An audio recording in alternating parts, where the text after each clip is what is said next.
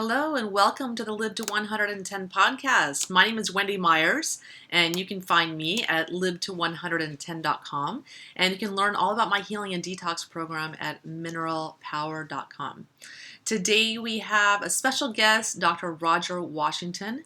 He is a Stanford medical doctor, a family medicine practice, and he's going to be talking about all the things that prevent us from getting good sleep, all the tips to help you get better sleep, and how, very interestingly, how prolonged lack of sufficient sleep causes disease and how it's probably one of the main underlying causes of disease today. So we're going to be talking about the underpinnings of that very, very interesting show.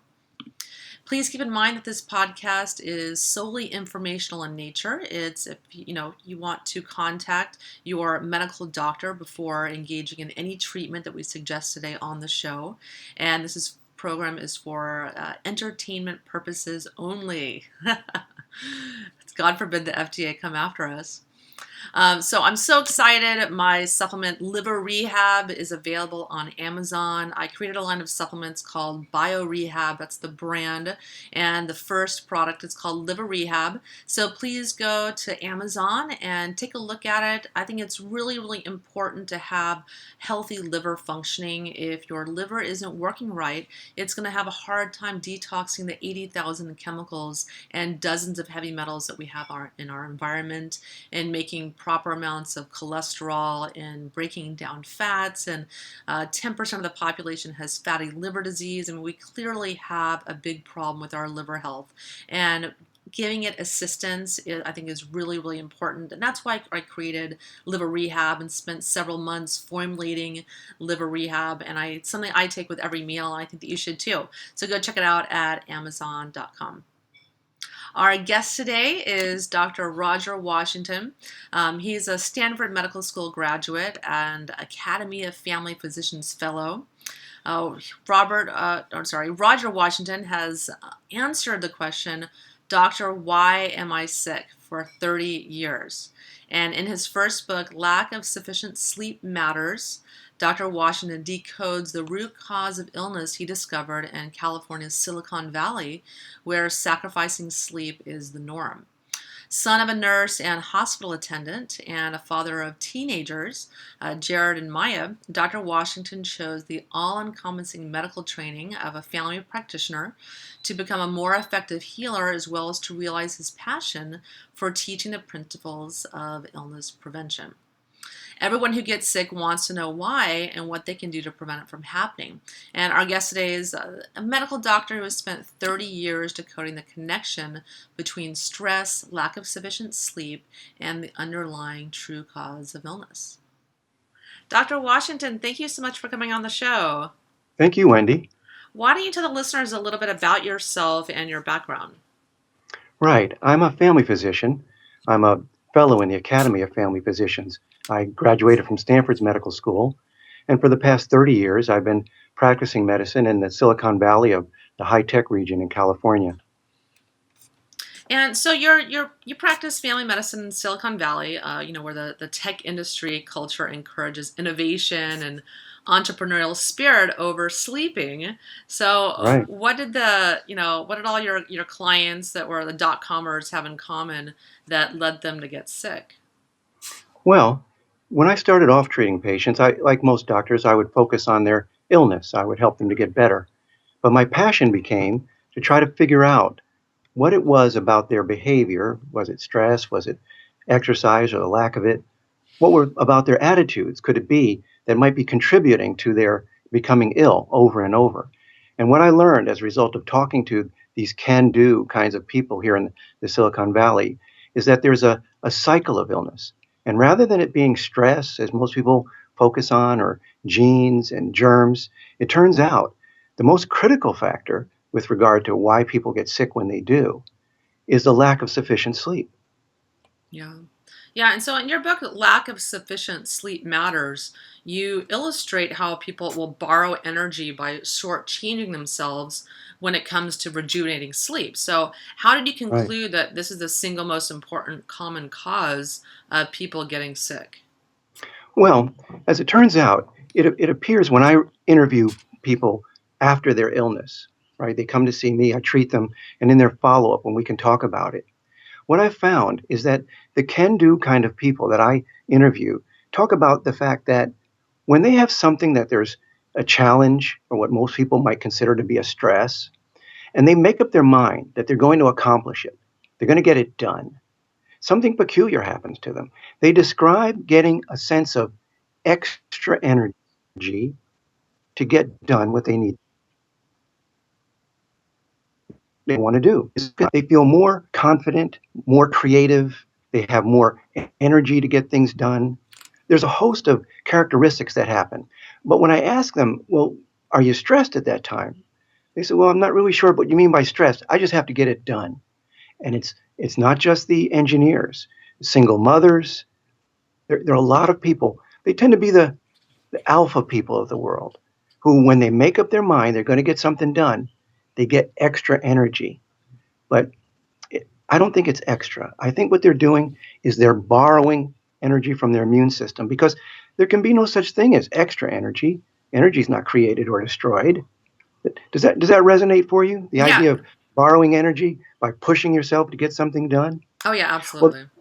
the peculiar thing about it was that while they're pushing, that's not when they get sick. They get sick when the stress is over or when they finish their challenge. In fact, even when people go on vacation, if it's a very busy vacation, they're not really stressed. But when the vacation is over, that's when they get sick. So I thought if it was really the stress, then they should get sick when they're in the middle of it. That's not what seems to happen. Over and over, people get sick when the stress lets up. Many, many examples of that. And it helps to explain some of the conundrums, some of the puzzles that we see in clinical medicine when people get sick. Things like the Blue Death, for example. I don't know if you've heard of that. No, no, no, I haven't. What is that? Well, the Blue Death is what policemen and firemen call the situation, because they wear the blue uniforms, the situation where when they retire after supposedly a stressful career, they retire in their 60s. They don't live very long thereafter. You would think if it was the stress, then it should get them in the middle of it. No, it seems to wait until the stress is over. And it's kind of a puzzle. Why does it wait? Well, there's another very poignant example, too, that doesn't involve policemen and alpha people. The idea is that very often a woman might be married to someone for, let's say, 30 years, and he takes ill with cancer. Well, now she's going to battle the cancer with him, and she's at his bedside. She's his 24-hour support, right? But so let's say he passes away. Well, soon thereafter, very often, that woman dies. And people say, oh, she died of a broken heart. No, no, I think that she died because she lacked sleep. And it's the sleep that actually supports your immune system. And when you push yourself to get more done, you might feel as if you get more energy, what I call accelerated. But actually, the idea that you can get by with less sleep, no, you're borrowing from your immune system. And when the stress lets up and you decide to relax, that's when you see the results. And unfortunately, sometimes it can be fatal. Yeah, that's really, really interesting. My grandmother passed away about 2 months after her spouse died. This was 30 years ago, Wow. but it was my father's mother, and she took care of him through a cancer illness. And she died So two you can, months later because so she you can was relate. absolutely, she was exhausted. And I always thought she died of a broken heart. She didn't want to be People alone. say that. People Yeah, say that. I think it's a little more complicated than that. yeah. When people look at stress, they say, well, she was stressed. But when does someone not have stress, right? If you're married, you're going to have stress. If you're not married, you're going to have stress. If you have a job, stress. No job. If you have children, there's always stress, and you can't measure it. So it's not like you can tell someone, you need to reduce your stress. If you don't, it will scare them. No, I don't know that it's the stress per se. I think it's the response that some people have to stress by pushing themselves. The single mom, for example, who has no other options. She has to do everything for her family, for her children. She feels obligated. And what does she do? She pushes herself and sleeps less. She feels accelerated, I call it.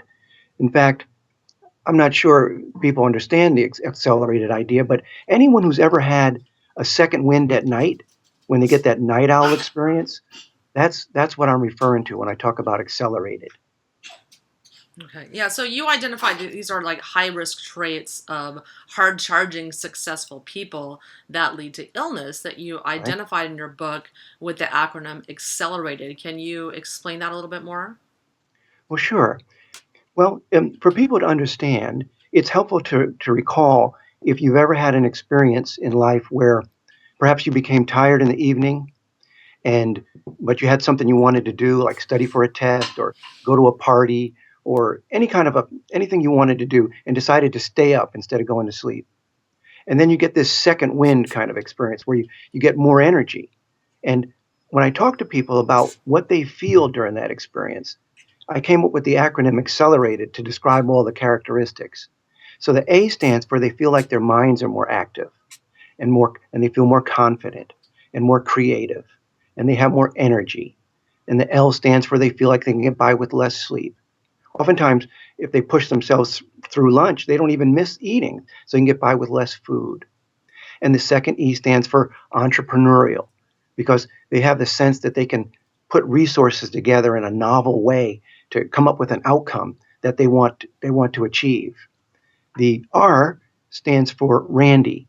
Randy is I needed an R, so the British term for things that are stimulating and somewhat erotic. But it doesn't have to be erotic, and just be stimulating or funny. In fact, what I tell people is when you stay up late at night to watch the late night talk shows, they're funny then. But if you tried watching them during the day, mm, not so funny. But you're stimulated at night. And the A stands for more articulate. People feel like they can express themselves. And the T is for Titanic or strong. And the third E stands for entertaining and enthusiastic, kind of a charismatic kind of persona, where alpha people, get this kind of energy that they can lead people and people will follow them. And the D stands for more driven and determined. In fact, when a person has this accelerated kind of experience or this night owl experience, if you will, it makes them feel, well, anything they have passion for, when they get the second wind, they have more passion for it. They love it more. So the people who are artists, that's when they create. And the mothers who want to have their house in tip-top shape for their families, that's when they clean everything and come up with their exciting ideas. And the entrepreneurs come up with these exciting ideas that are going to help them crush the competition and bring a new invention to life. And people stay up and they feel stimulated and they call it their creative time. It's their ability to bring.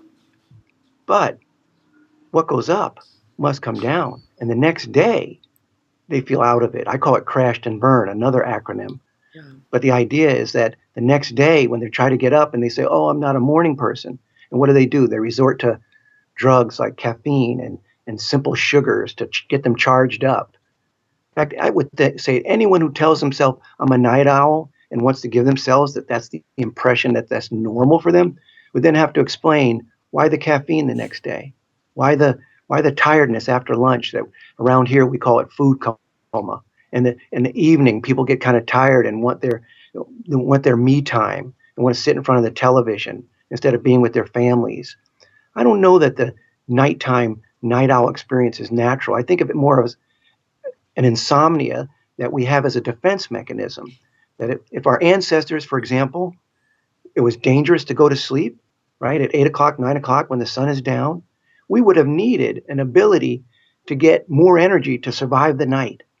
And unfortunately, what people don't understand about sleep is that when you get the second wind, you forfeit your deepest stages of sleep, the sleep that supports the immune system, the sleep that the body releases what's called HGH, the human growth hormone.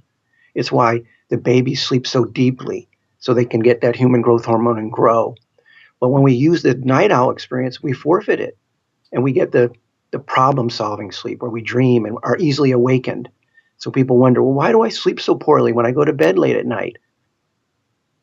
What you've done is you've triggered the emergency response to help keep you have a form of insomnia. That's why you can't stop your thoughts. Does Yeah. that resonate? Does that help you to Yeah, understand? absolutely. And I've read that if you stay up past 11 o'clock, that mechanism kicks in and release a bunch of cortisol. So that's why you want to make sure you're asleep before 11 p.m. And I'm sure for everyone it's a little bit different timing. But then you kick off that survival mechanism, and it That's keeps you right. up, gives you that second wind, and that you sacrifice quality sleep as a result. Oddly enough, my experience with patients is that that second wind thing comes closer to 9, and by 11, people are wired. I had a guy call it fired up. And the idea is that the people who are alphas, the people who can do the people, they seem to be more sensitive to the cortisol and the adrenaline that you mentioned. It's almost a matter of it's mind over matter. When they put their mind to getting something done, something happens to them and they get this extra energy. And in the evening, if they put their mind to staying up, they will stay up and they will feel more energized and they will not go. You could depend on them to not go to sleep. They will solve the problem that night. Yeah. Yeah, and so how can these people, these overachievers, change their workaholic lifestyles and stop compromising their health? Well, to change lifestyle is a value.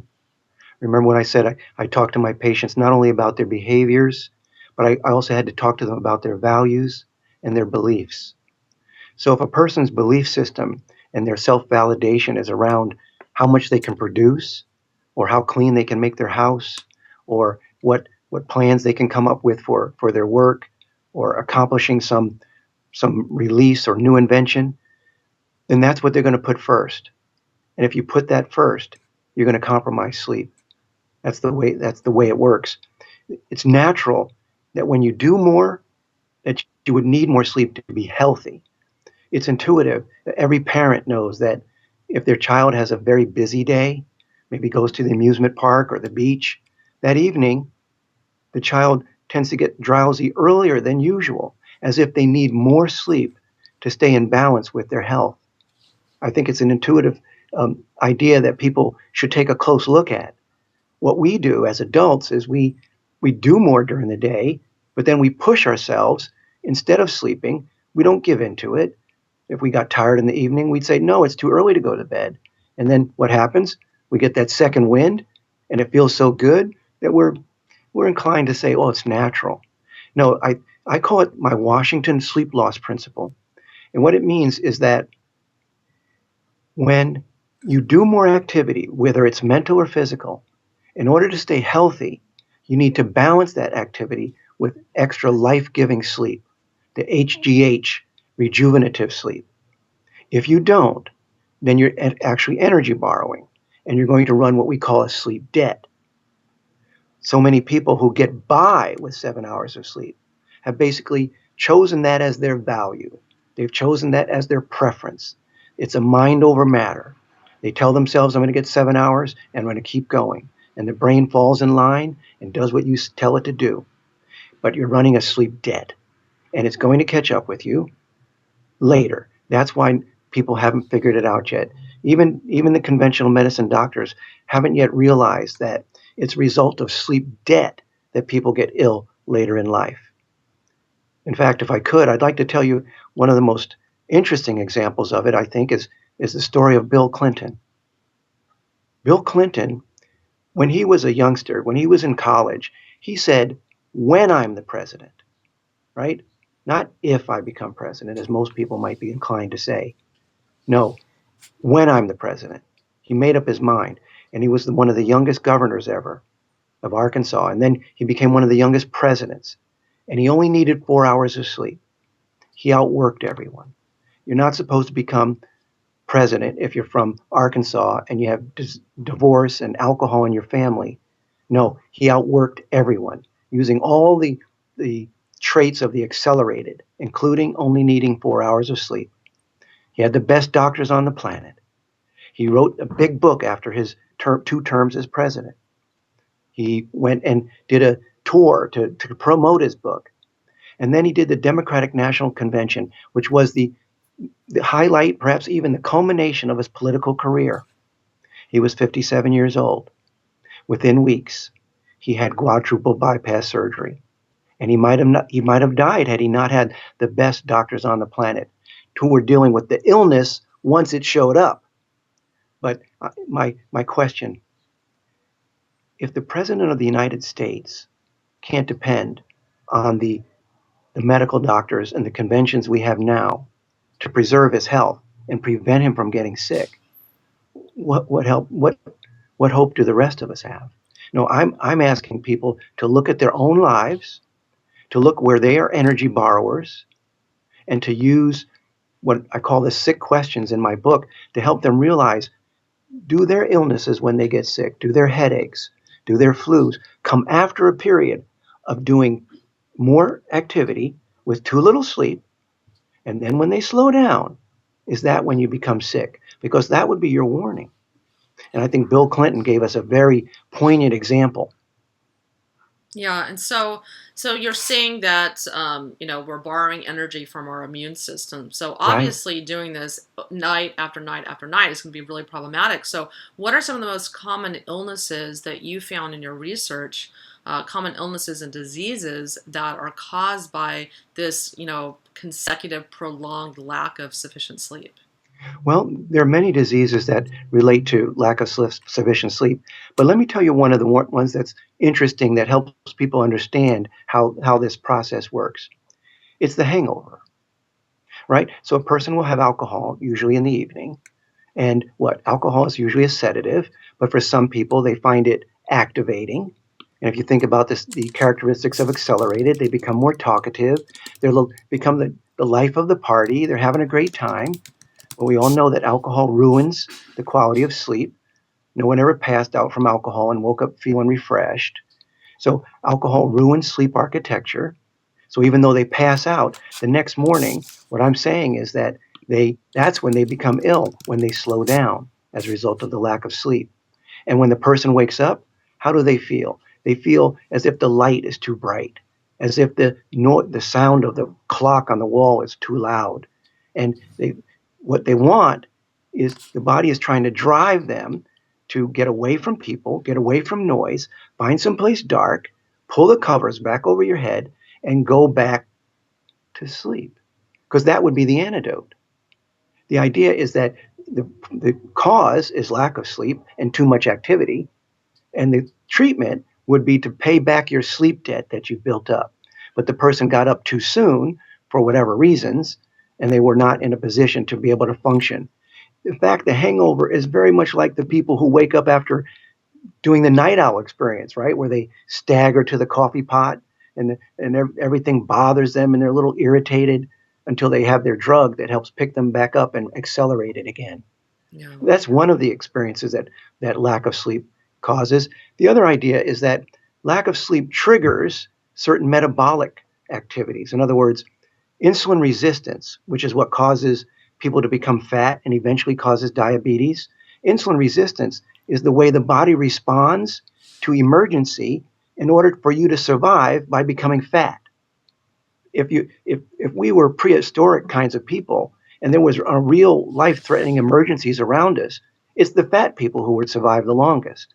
Insulin is the hormone that the body secretes as a result of insufficient sleep. Within a week, studies have been done to show that people who don't sleep, their insulin rises, they become more insulin resistant, and they become more body fat. In fact, all the people that you hear about who diet and exercise, and then they lose a little weight, and then it plateaus. It plateaus because the body is fighting that. The body thinks there's an emergency. Imagine if you had less food and had to run around more. That constitutes an emergency. And the triple threat would be to not get enough sleep too. Now your body's going to trigger insulin resistance and cause you to get diabetic, get high blood pressure, get cholesterol. In other words, pretty soon, I think 10 years from now, I hope, at least, doctors will be thinking that problems like cholesterol, diabetes, hypertension are triggered by things like lack of sleep and lack of exercise and the carbs that we eat.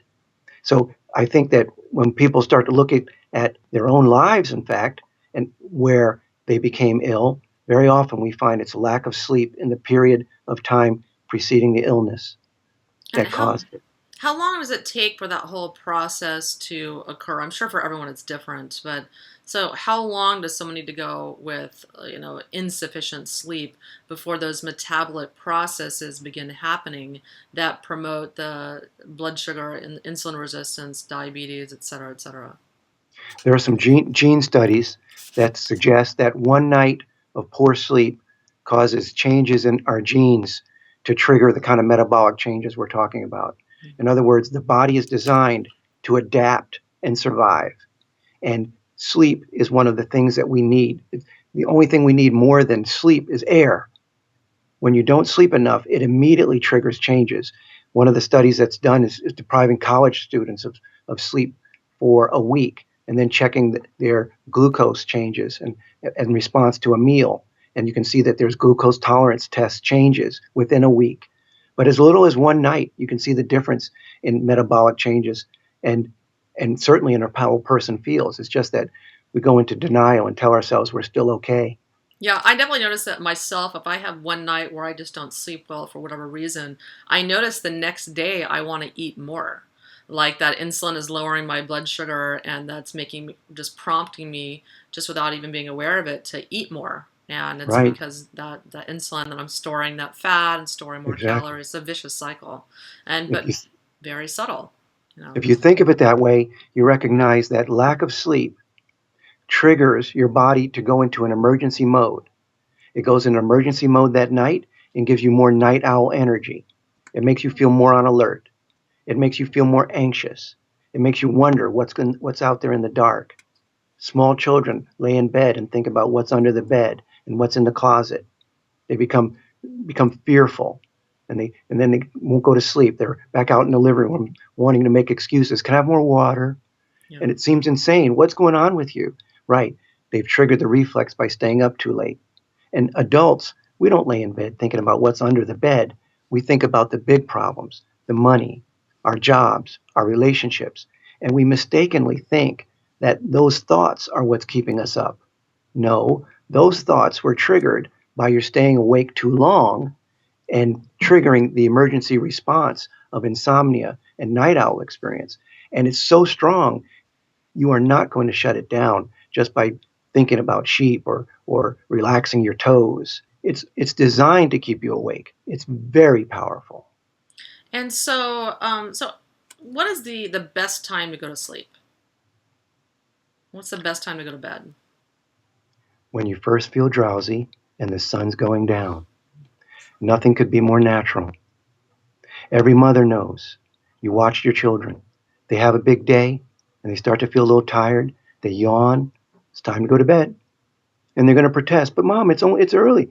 And as soon as they lay their heads down, Yeah. bang, right? So the point is, what could be more natural than listening to your own body?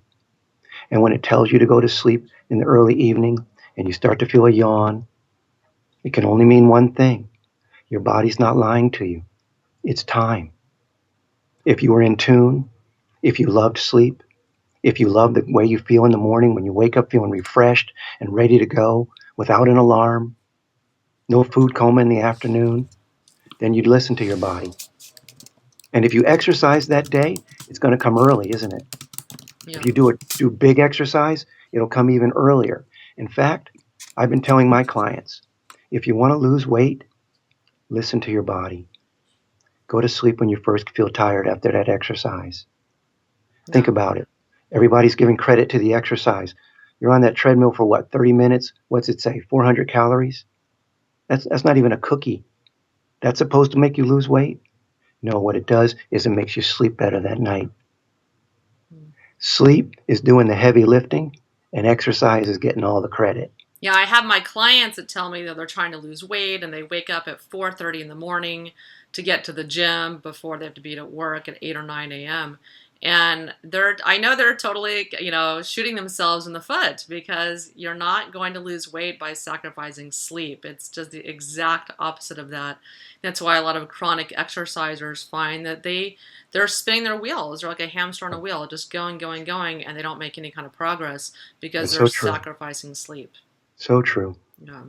So, how can people determine if they're getting adequate amounts of sleep every night? You talked a little bit about the sleep debt. Can you Right. talk a little bit more about the details with that, and when people sacrifice sleep, how long it takes to make up for that sleep deficit? Well, it depends on how long the person has been in sleep debt. For some people, it's been lifelong.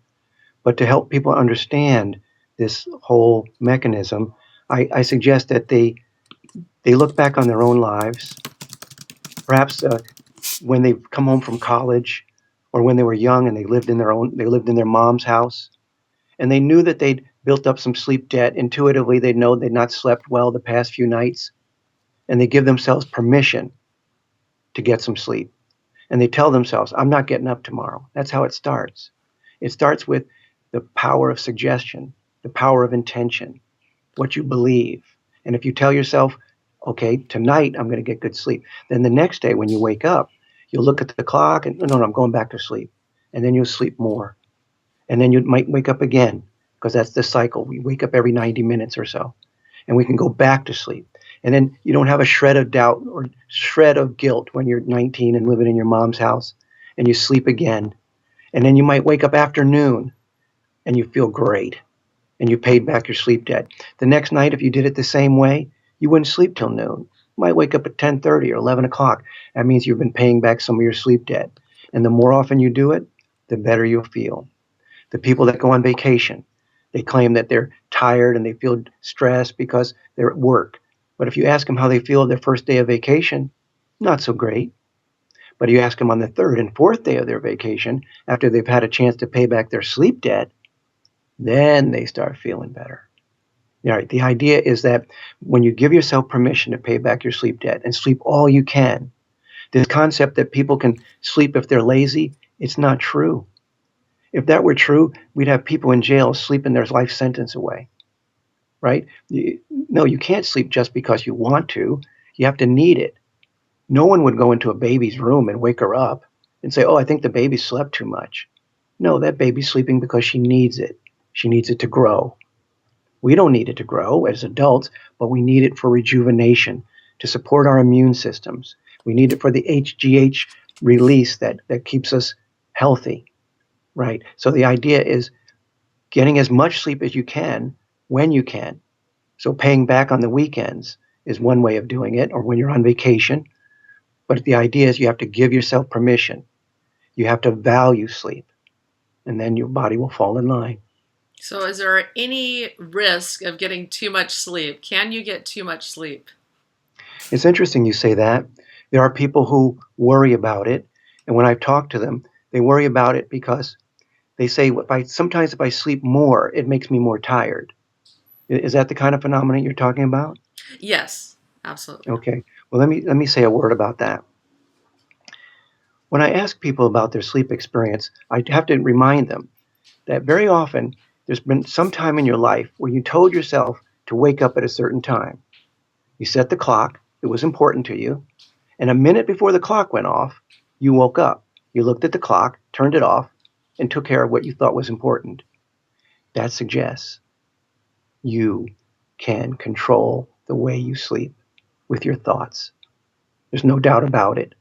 So my point is, the people that wake up and said, I slept too much and it made me more tired. No, the scenario was they gave themselves permission to go to sleep and sleep long. And the next morning they woke up, they went back to sleep, they woke up again.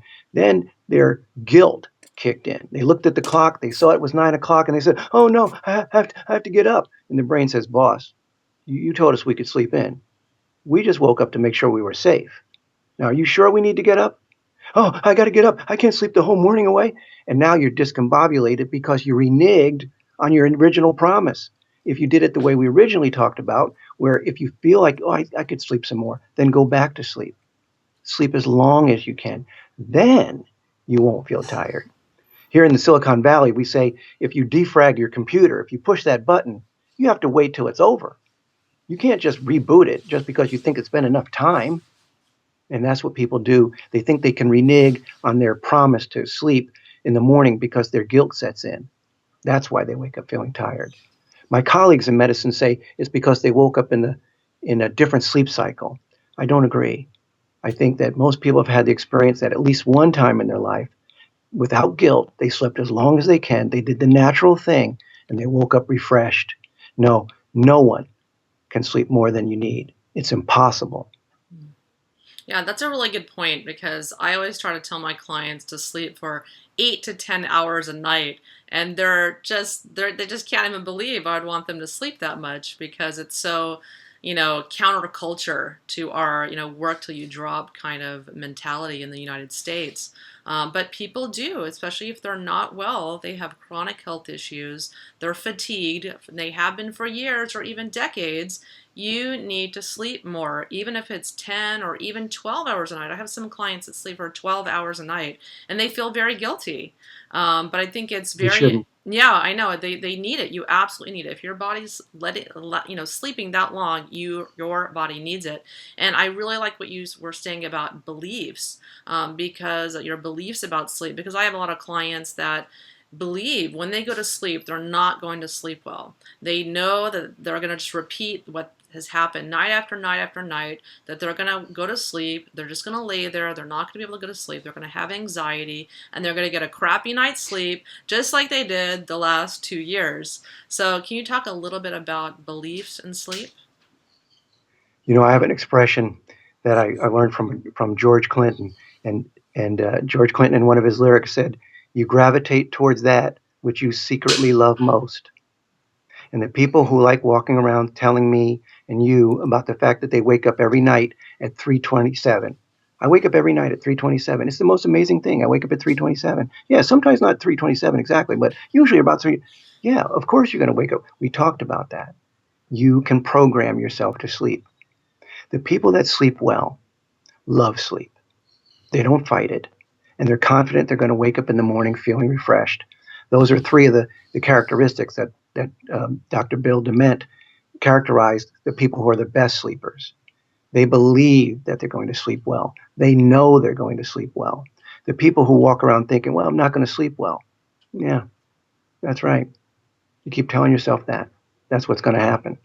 And so, what I teach when I coach people about sleep is that you have to change your beliefs. You have to change your values. Do you love sleep or do you love getting more done in the evening? Because you can't have it both ways. You can't trick your body. You can't trick your mind. You gravitate towards that which you secretly love most. And those people who have difficulty sleeping or who think that you can sleep too much, what I do is I dare them, I double dare them to find people in their 80s and 90s, wherever you like. Go to your church, go to your synagogue, go to the grocery store. Find someone who's 80 or 90 years old that's healthy, that tells jokes, lives in their own home, takes care of themselves, and ask them about their relationship with sleep. And you're going to hear a love story. People who love sleep, people who make their bed in the morning and say, I'll be back. Because they have the mindset that sleep is good. They recognize what it does for them. And it's a relationship that most of us don't have here in the States because we have this other can do mentality. It's different in places like Europe where they have siesta. They honor sleep. Well, it's not only the fact that they honor sleep, it's also that they don't honor trying to do more. In other words, when you're a waiter in France and you're 18 years old, you're going to be a waiter when you retire. You're not going to own the restaurant. It's not their ambition to try to do more and be the manager. And no, they're content with what life offers them. They have a different attitude about sleep and about life, whereas we are can do kind of people that want to do more. And we characterize and get our validation from our achievement.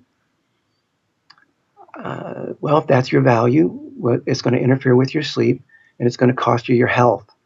I'm trying to tell people to go look at my book, look at the different colorful scenarios I describe of people's illnesses, things like urinary tract infections and migraines and gout and kidney and stones, all these kinds of diseases that people take for granted and think it's their genes or their stress or the germs that they're around. No, I'm telling people if you don't honor your immune system, if you don't honor your sleep, then you're going to be susceptible to getting diseases in the future. So I think that it's hard to get people to value something differently. they have to decide for themselves what's most important. Yeah. Some people, if they are not getting quality sleep and they have the belief that they're not getting good sleep, will resort to sleep aids. So let's talk a little about that because there's millions of people being prescribed Xanax and Ambien, or they're drinking a glass of alcohol every night. They believe that they have to have that glass of alcohol to sleep good. So let's talk about how those medications actually prevent you from getting a good quality restorative night's sleep. Okay, well, some sleep is better than no sleep. That's always the case. But basically, there's two types of sleep. There's deep rejuvenative sleep, the HGH releasing sleep, the human growth hormone. That's the deepest stages of sleep. Deep because we're less responsive to our environment. We're more vulnerable. It would take more to wake us up during that stage of sleep. Parents are familiar with it when they carry their children up from the car to the bedroom, and you could turn them upside down or put their pajamas on. They're very deep into sleep. The idea is that human growth hormone is released at that time. The other type of sleep is the what I call problem solving sleep. That's where we have dreams. That's where we solve our issues, where we take our short term memories and put them into long term things that we learned. That's when we need to put it together so that we can use it for the future.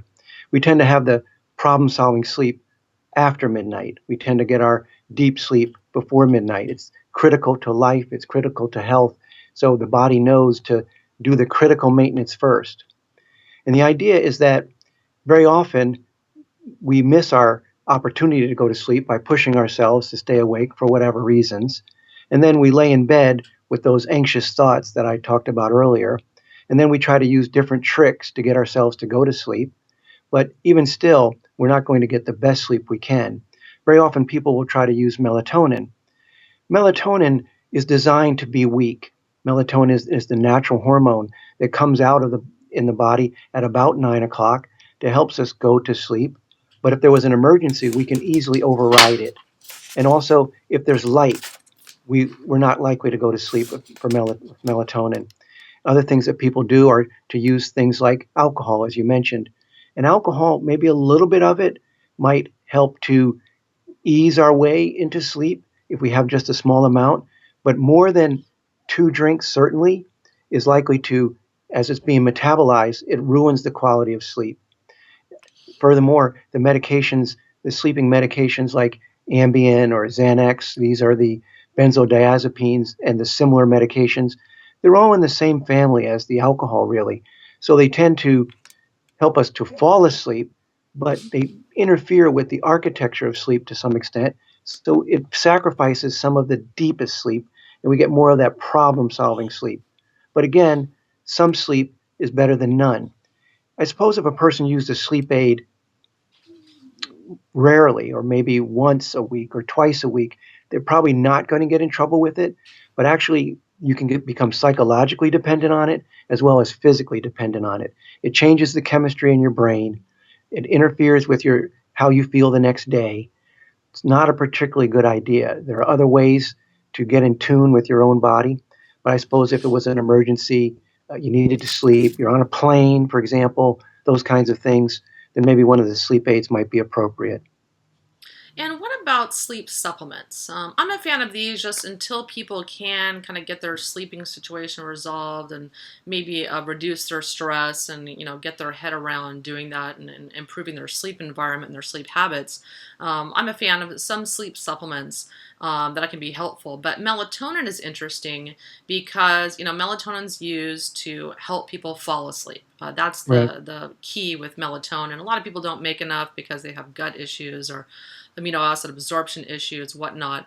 But can you talk a little bit about the weak effects of melatonin? And a lot of people think, oh, melatonin doesn't really work for me. What are some of the things that can interfere in supplementing melatonin and having it prevent us from falling asleep? Melatonin doesn't work if you don't want it to work. So the people who take melatonin and then go watch television until they get tired, they want to watch television. They don't want to sleep. People that would take the melatonin and do a few more errands around the house, they don't want to sleep. They're fighting the melatonin. So the idea is that melatonin only works if you want to sleep and it's safe to sleep. and there's no light. Melatonin can be helpful, but only under those circumstances. There's so many people who will take a sleep aid, and what they want is they want to be hit in the back of the head and feel Yeah. they want to nod. That's what Yeah. they want, right? They dread laying in bed with the tossing and turning.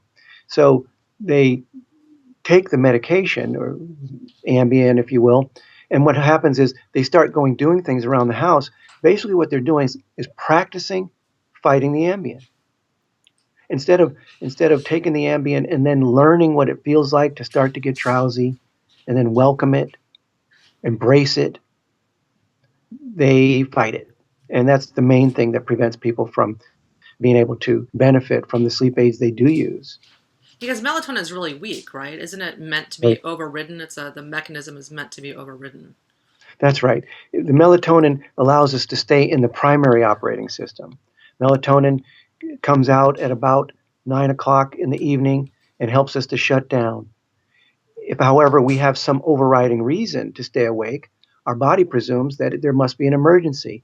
So it kicks in the emergency hormones that you alluded to earlier, the cortisol, the adrenaline, the glutamates.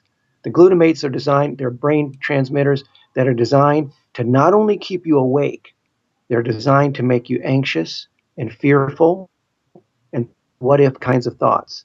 Because those kinds of thoughts, late at night, for our prehistoric ancestors, would have kept them alive. Because that's the kind of thinking you need to have when there's actually danger. However, what people don't understand is by continuing to do it over and over and over, these glutamates and cortisol and adrenaline, they stick around the next day. So it's one of the common reasons why people have what some doctors call ANTS, automatic negative thoughts, ANTS. The idea is you start thinking bad thoughts for no reason. It's the chemicals that are circulating in your body that make you feel that way. Mm-hmm. Does that Yeah, help? absolutely. Yeah. So I have a lot of clients that say, "Oh, melatonin doesn't work for me." Get in bed, but when you take it, That's right. go to the bathroom, do everything you have to do, take the Exactly. melatonin, and get into bed. And it also has to be liquid. I prefer liquid and be taken Oh, sublingually because that's when it absorbs. You don't really get a lot of benefit if you take a pill and take it that way. I prefer a liquid version of that. And I find for myself, if I take it and then I even maybe 10 minutes later have to get up to go to the bathroom, the effects are not nearly as dramatic as if, I just stayed in bed and went to sleep. right. So in your book, you talk about, why some people do their best work at night. Can you talk a little bit about this? Well, the idea is that these are the people who consider themselves night owls, and they get that second wind experience. They get the cortisol and the adrenaline and the glutamates, and they have the ability to feel more passionate about the things that are important to them. And that's when they have their energy. And so for 3 or 4 hours during the evening, between 9 and 2 o'clock or whenever they decide to go to bed, that's when they feel like they get their best work done. Because the following day, they feel more what I call crashed and burned. The idea behind crashed is that the next morning, when a person is crashed, the C stands for they feel crashed like they hit a wall. And the R stands for feeling reclusive, like they kind of want to be left alone. And the A stands for angry and a little bit irritable. That's when people find themselves difficult in traffic or when a colleague brings them a problem and they feel irritated by it. And the S stands for a little bit sleepy because when a person's crashed, they don't feel quite as, and the sleep they get is not as good. The H stands for hunger because it gives you the munchies as you described, and people start craving sugar because sugar will make you fat, and it's the most effective way to survive if you needed to have more calories. The E is for feeling empty, as if somebody pulled the plug, in that afternoon food coma kind of feeling. And D is for depressive, not in the sense that I want to kill myself depressive, but more like I really don't have the full energy and motivation that I usually have if I come home from work and my children want to play and do something exciting and fun and that will enrich their lives. I feel more like I want to sit on the couch and decompress because I don't quite feel myself. So the idea is that people get this accelerated feeling at night, but they pay for it the next day unless they use their drugs like caffeine and sugar that we mentioned earlier. Yeah, I wanted to, revisit that concept again because I know there's a lot of people out there, and I used to be guilty of this myself, where I would kind of feel like at 9 o'clock, I'm like, yeah, I could go to bed, but I want to stay up and work on my website because I really felt like I did my best work from about 9 to midnight, even 1 a.m. if I was really on a tear, working on a blog post. But it was taking a toll on my health. I could tell my adrenals were suffering and I just didn't feel as well. But people get stuck in that cycle and that pattern where they're staying up late doing whatever it is that they want to do, whether it's watch TV or read a book, whatever they're doing. And I think it's just really, really important for us to repeat that's not a good idea. Now that I go to sleep I'm in bed at 9 p.m., usually asleep by 9:30, and I feel so much better. I feel like even though I kind of feel like I'm sleeping my life away. I feel like ultimately I'm more creative and more productive during the day as a result of That's right. my habit of making myself, disciplining myself to go to bed at 9:30. It's a So relative feeling. That's right. It's a relative feeling. People that feel like they're not morning people, what they're doing is they're depressed and crash during the day. They're dragging through the day. They're going through the motions. They're like a cranky kid that has more social skills so they can mask how they're actually feeling. And they have the benefit of being able to take the drugs. The idea is that when they're not quite feeling full bandwidth during the day, by comparison, that 3 or 4 hours of feeling full bandwidth at night feels wonderful. So they have to ask themselves, what am I really doing? I'm inflicting a different personality on my family, my friends, my children, my colleagues, the people that depend on me to make good decisions. When people think of it that way, then they might be able to buy in. But first, they have to experience it. People have to look at how they're ensnared in this cycle of increased accelerated activity and then crashed mode and the illnesses that it presents. yeah, so you worked with one of the top sleep researchers in the world, and you had talked at one point. We had talked previously, and you were talking about the top four things that good sleepers have in common. Can you talk about that and some of these tips that people need to get a good night's sleep? Well, the idea is that Dr. Dement suggested that good sleepers have four characteristics. And his idea was rather than saying what's normal for or what's common for people, the 7.5 hours that people talk about, the fact that people who are older seem to sleep less. So then people want to say, well, maybe people who are older need less sleep. No, look at their health before you start saying that that's a good idea. And so what he said is that if you want to know how to sleep, then follow the examples of good sleepers. It's like the Suzuki method. You want to be a good violin player, listen to the best violin players in the world. So what he said is that these people tend to get up the same time every day. They look forward to sleep. They go to sleep when they're first tired, and they're confident. See, that's the important part. It's the belief. They are confident they're going to wake up in the morning feeling refreshed. So they sleep well.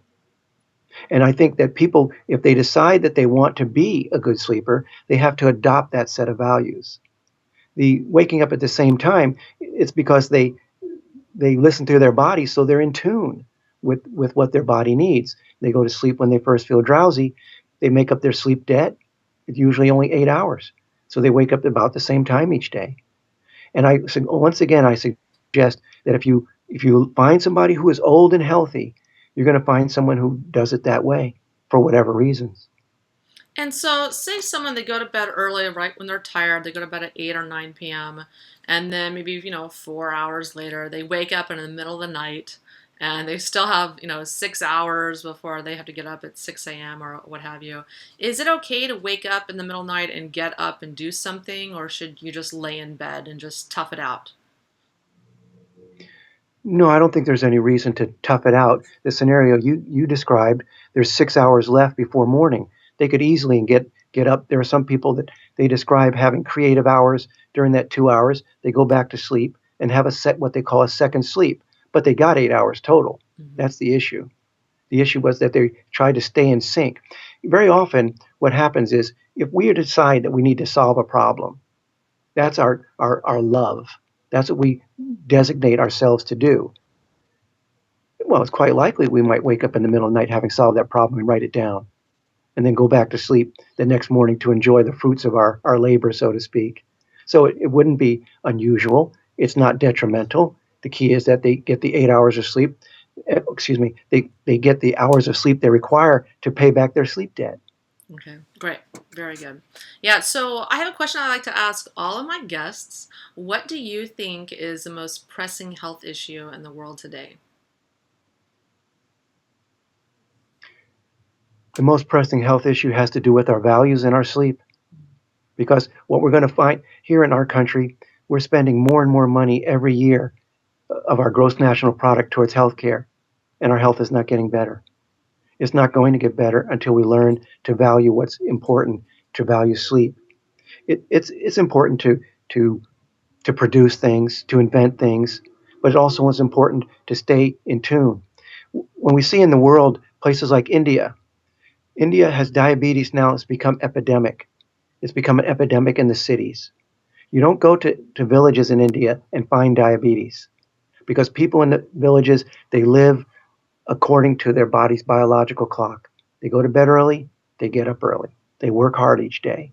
They eat the same food that people eat in the cities, but they don't get diabetes. The people in the cities are starting to adopt this can do, get more mentality, and they sacrifice their sleep. They're sacrificing their health because, as we said, lack of sleep triggers insulin resistance, for example. I'm suggesting that lack of sleep, it actually deteriorates our immune systems. And when we slow down, that's when we get sick. Too many people slow down when they retire and die. People in the military. I talked about the firemen and the policemen. Too many people, when at the end of their project, is when they get sick. For example, no one gets the deep venous thrombosis, the blood clots in the legs. No one gets those on the way to the big meeting on the East Coast. They get them on the way back when the meeting is over. They have to pull themselves together and go through this big project. They sacrifice their sleep. They get to the East Coast. They make the presentation. They get the deal. Maybe they don't get the deal, but they decide it's this time to relax. They get back on the plane. Now they get deep venous thrombosis. They tell women that if you have intercourse, you can get a bladder infection, and they call it honeymoon cystitis. But yet the woman knows she has intercourse many other times and doesn't get a bladder infection. Doesn't happen every time. I don't get it. Well, the point is, if you ask the woman on her honeymoon what was her pre-wedding experience, she was trying to micromanage every aspect of her perfect day.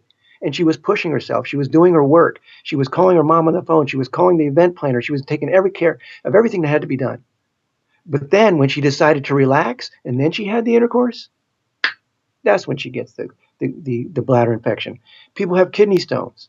They say, doctor, how long have I had the stone? Well, from the size of it, it must have been there for weeks or even months, maybe years. Well, why did it hit me on Monday? Good question. Maybe you were stressed. Well, we don't actually know. But if we look at the sleep loss principle, it suggests that that person was pushing themselves, getting by with less sleep. On Friday, they pushed themselves and through the weekend. And then that Sunday night, they decided, oh, I can relax. Then they got the kidney stone. The point is that stress is not so much the issue. So trying to relieve people's stress and talk more about meditation, more exercise, good idea. But the point is that it's hard to measure those things. If you look at my book and the sick questions, I call them, where you look at your life before you became sick, very often you see that after pushing yourself and slowing down, That's when they got sick. that's right. So, where can the listeners learn more about your book, Lack of Sufficient Sleep Matters? Well, there's a couple ways people can find out more. One is we have a website, sleepmattersthebook.com, and people can download one of the chapters. It's the chapter about accelerated. So it describes this can-do experience that the alpha people of the world have. And so I invite people, your listeners, for example, to take a look at these examples and see if they find themselves in this accelerated kind of experience, because it suggests that they'll be ensnared by illness. And of course, my book is available on Amazon, and it's called Lack of Sufficient Sleep Matters. Well, Dr. Washington, thank you so much for coming on the show. That's going to help so many people Thank kind of you. get better ideas about how they can improve their sleep. Because I learned a lot in this podcast. Thank you. I think there's a lot of details about sleep, people, little nuances people aren't quite tuning into, and it's costing them their life. It's costing them their health, etc. So thank you so much for coming on the show. Thank you. Thank you very much. And listeners, if you want to learn more about me, you can go to live110.com. You can learn more about my healing and detox program on my new upcoming website. It's mineralpower.com. That'll be up in about a month. Thank you so much for listening to the Live to 110 podcast. Thank you, For Wendy. having me today. Why don't you tell us a little bit about your background and the company you work for, EnviroCleanse? Oh, absolutely. Well, it's my background is actually fairly diverse. I got started in science, from a very young age, and in school I was working on water filtration applications, and just kind of by happenstance, I started working with a professor who was connected to a university spin-out company that got me involved in technologies that were really exciting for chemical decontamination. And time passes. I've been involved in that arena for a long time, but just a couple of years ago, Timolon, the parent company to EnviroCleanse, was formed, and we acquired a broad technology that can do a lot of different chemical decontamination, chemical mitigation, environmental pollution remediation. And we took this technology, which is a pretty extensive portfolio of patents and know-how, and we brought this out to some new markets. It was being used for chem decon and hazmat remediation, but we wanted to bring this to people who really could utilize it and could utilize it on a daily basis. And that is my background. So it really has been in this technology for over 15 years of chemical hazard and chemical pollution mitigation. Yeah, and so we're going to be talking about air filters on the show today. And EnviroCleanse makes air filters. So why does someone need an air filter? What's the importance of filtering the air inside your home? Well, as we are all breathing all the time, I mean, it is really the number one way that we are exposed to different chemicals and different pollutions. The primary function of a traditional air filter is to remove particulates. It's the mold, the spores, hair, dander, allergens, asthma. But air filters can be used to do much more than that. The traditional state of the art, though, is often focused just on the things that are floating around that are particulate mass. But at EnviroCleanse, what we've been able to do is take our chemical materials and be able to integrate them into more traditional looking air filters. And we always say air filters remove particulates. Well, we've been able to add through our technology a way for them to do more than just that, because positive air quality, or I guess you could say negative air quality in the inverse, contains a lot more than just particulates. They have chemicals, odors, and gases, and